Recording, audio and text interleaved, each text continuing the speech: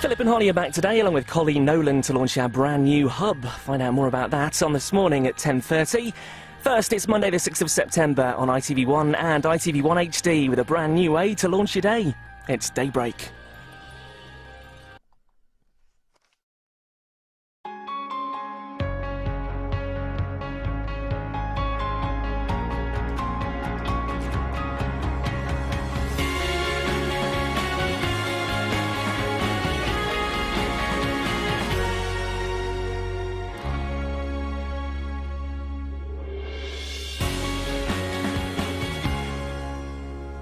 Good morning.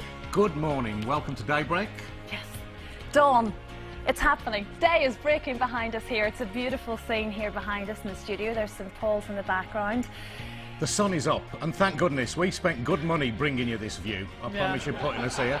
At least you can see it. Thank goodness for that. Thank you very much for joining us on our first day. This is Adrian Childs. And she is Christine Blakely, and these are the stories we're waking up to on Monday, September the 6th.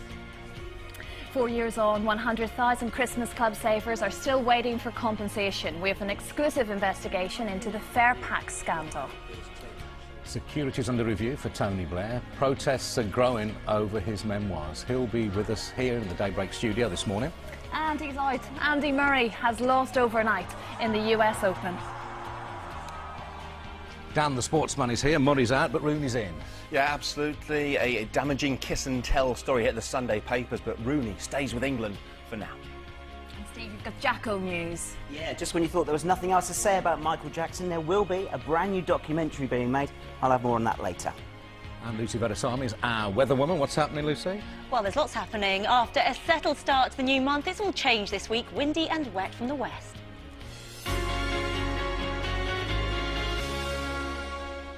Our top story this morning, an exclusive investigation into the Fare Pack savings fiasco. Incredibly, more than 100,000 families still haven't had a penny in compensation. 4 years ago, the collapse of the Christmas Club left savers millions of pounds out of pocket. Eventually, in April, they were promised just 15p for every pound they saved. So why have they still not been paid? Our special correspondent John Stapleton reports. He was the face of the Fare Pack fiasco, a little boy whose Christmas was ruined when the company collapsed. My mum and dad will try hard to get things from me. Oh, sweetheart, come on. The Verdens never got the presents they'd saved for in the Fare Pack Saving Club. Myself had saved £1,500, the whole syndicate had saved £5,500, but my mum and my sister were involved as well, so our whole family Christmas was wiped out. Now, nearly 4 years on, Daybreak can reveal they're still waiting for compensation. For the £1,500 she saved, Denise Verden will eventually get back just £225. The Verdens aren't the only ones. 120,000 other families still haven't had back a single penny of their savings. That's twice the number of people it takes to fill this, the Emirates football stadium. Fare Pack's customers saved all year for hampers and other gifts. Thousands of them, many pensioners or people on low incomes, put £37 million aside. But when the firm went bust, it all turned rotten. After a national outcry, the Department of Business compiled a 700-page report into the affair, but the government still hasn't made its findings public.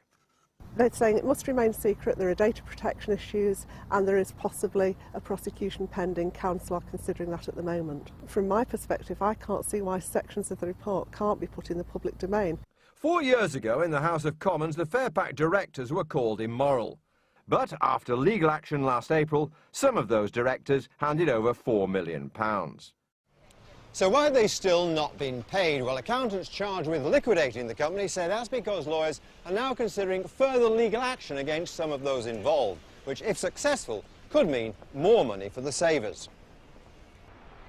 As for the £4 million already handed over, well, again, they're waiting for the end of the legal proceedings. Any interest gained, they assure us, will go to the Fare Pack customers. I can tell by the tone of your voice, you still find this upsetting. Yeah.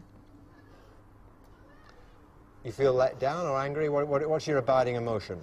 It's both, really, because I just feel as if I've let everybody down. While Fairpack customers still haven't got their money back, some people have done quite well out of the affair. The lawyers have quite legitimately charged fees of almost £1.4 million. And the liquidators, BDO, again, quite legitimately, have run up fees of nearly £3 million. The customers, meanwhile, are bottom of the pile.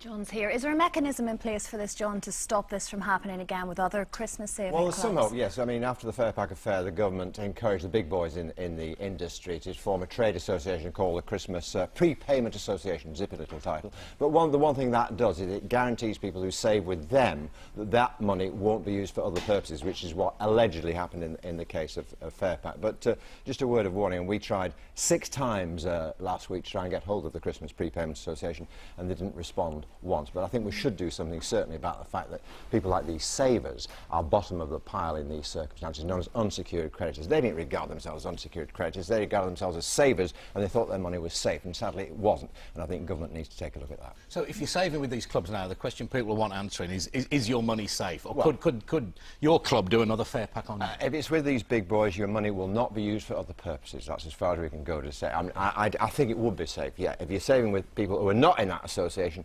it might be different. So buyer beware as ever. OK, John, nice to see you. Thanks very much.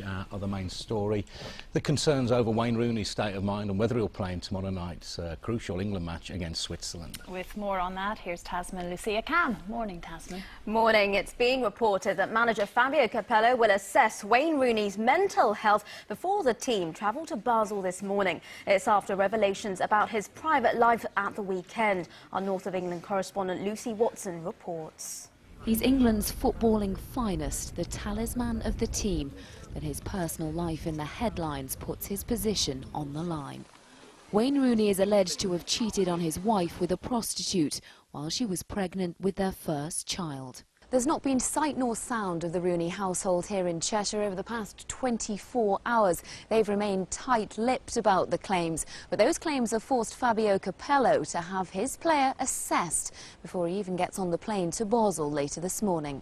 For this is a player whose football normally does the talking, but with it comes the trappings of fame and fortune. Allegations of infidelity, a reflection of the times. When you're a professional footballer, you haven't got a private life. Whether you like it or not, you belong to the public. He will battle against it. If it is possible, you will see a better Wayne Rooney, a better player, a better goal scorer, and in the future, a great captain possibly for England. A future leader maybe, but right now a man simply fighting for his place in the team. A group of MPs will today demand an emergency statement from the Home Secretary. It's after alleged phone tapping by the News of the World. A former reporter for the paper has said that his editor at the time, Andy Coulson, who's now the Prime Minister's head of communications, knew it was happening. Cordelia Kretschmar reports. The Tory spin doctor fast becoming the story. Today the Home Secretary is under pressure to make an emergency statement about him. The questions: whether one of the most powerful men in government knew that News of the World reporters were hacking into MPs' phones, and why the Met apparently failed to fully investigate it. Very serious allegations have been made. I want Theresa May, the Home Secretary, to reassure the House of Commons that she's using all pressure she can to let the police investigate this inquiry properly. We need no stone unturned. It comes as Scotland Yard says it may reopen the case. Detectives are now looking at fresh allegations made by a former News of the World reporter that hacking was widespread at the tabloid and that then editor Andy Coulson knew about the practice. In a statement last night, Assistant Commissioner John Yates said the Metropolitan Police had not been aware of these allegations before they were published in the New York Times last week. He said detectives had now asked the paper for further information and that they'd consult the Crown Prosecution Service on whether to take further action. Andy Coulson told the Prime Minister he didn't know anything about the phone hacking, and so far Downing Street has backed him to the hilt. If it turns out that he did, it'll call into question David Cameron's judgment and the standards he requires of the people closest to him. Tony Blair's security is under review this morning after protests at a book signing in Dublin over the weekend.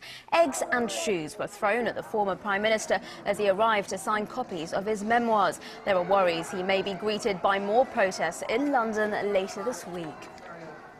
Only the brightest and best foreign students will be allowed into the country in the future. In a speech today, the Immigration Minister Damien Green will say too many are currently being let in. 38,000 overseas students who came to the UK in 2004 were still here 5 years later. Police investigating the death of a young man whose badly burnt body was found on a golf course will release details of the post-mortem examination today. The body was found at the Dyke Golf Club near Brighton on Saturday. It's thought the man was murdered elsewhere before being taken to the club and set on fire. Britain's #1 tennis player Andy Murray is out of the US Open. He was beaten in 4 sets by the Swiss player Stan Wawrinka. He suffered thigh and elbow injuries during the match, but admitted after his opponent was the better player. A Pakistan cricketer who was filmed accusing his teammates of match-fixing has said he was only repeating what he had read in the papers. Batsman Yasir Hamid said he was misled by the News of the World and that he didn't know he was being filmed. 3 other players are currently being investigated for alleged corruption. It's now thought that as many as 10 million people could be owed money by the government after paying too much income tax. Errors in the HM Revenue and Customs tax code system led to the problems. They were picked up when a new computer was introduced. It may take up to 4 years for rebates to be paid. The 33 miners trapped underground in Chile could be free by November. The Chilean mining minister said the rescue effort was going well and the men could be freed earlier than previously thought. Relatives of the miners spoke to them via a video link for the first time at the weekend. That's the news for now. It's 11 minutes past 6. 11 minutes gone. No major mess-up so far. Well, you know. I'm sure you'll agree it's an absolute We're clinging triumph. on, yeah. Do you want to have a look around our new studio? Yeah. It is marvellous. Let's take you through the timekeeping first. You've got the time on your screen. I personally, in my eye line there, I'm referring to the clock on the roof of the Shell building over there. Yeah. We've got another clock though, haven't we? We have. We've got a very own Let's clock. show you around, shall we? We'll give you a sense of the geography, Yeah. actually, of the whole place here. This is our new home, technically, isn't it? Yeah. Yes, that's our very fancy, very big clock. It's not fancy at all. It's very plain. 12 numbers, big hand, little hand. It's Even I can get my retro head around and that. plain, but that's a good thing. OK. We've got brand new steps. Yeah. This screen here, by the way, we haven't got a use for that at the moment. So if you want it, make it us an offer and we'll see what we can do. I'm sure we can do you a good price. Oh, look who's here, Dan, beavering away on his sports bulletin. Yeah, Eggs, bread, milk. Yeah. Excellent. Meals Look for how one. hard he works. And this is a nice little area, actually. Yeah. Lucy feels at home here. This is where our weather is going to take place and Yeah. various other little bits and pieces. How's it feel for you, Lucy? You happy? It feels very nice. I've got lots of space to walk around and give you the forecast in a little bit. Yeah, Excellent. Good. We like that. And you just saw, of course, the gorgeous Tasman. Here's the news hotbed. Air 5, like that. Air 5. Air 5, I've just learned how to do that.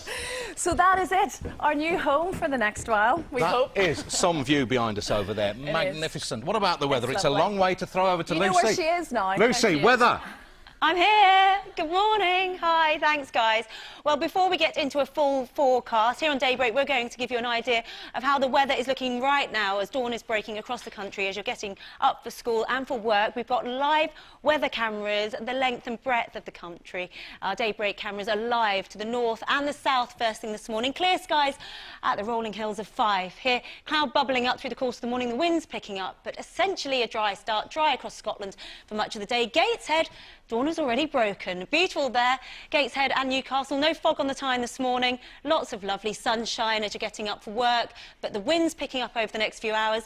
And then down to the waterfront in Cardiff. Here too, mostly calm and dry first thing, but watch out, there will be clouds thickening up, bringing outbreaks of rain later and turning increasingly windy down in Wales today. And then down to the southwest, Port Isaac. Quite dull down there this morning, down in Cornwall. Looming grey clouds, lashings of rain by the middle of the morning, and here too gale force winds over the next few hours. And then down to the southeast, well, Cambridge looking fine and dry. King's College here, clear blue skies, a lovely sunrise, and the same goes for the White Cliffs of Dover. Here too, beautiful and bright, some lovely clear skies to start the new day. So that's the way things are looking right now. Now let's have a look at the full forecast. Daybreak weather, sponsored by Nestle Cereals. Proudly waving the banner for whole grain. Hello again, good morning. Well, after such a fine, settled start to September, it's all change as we head into a new week, turning increasingly windy and wet from the west. So as you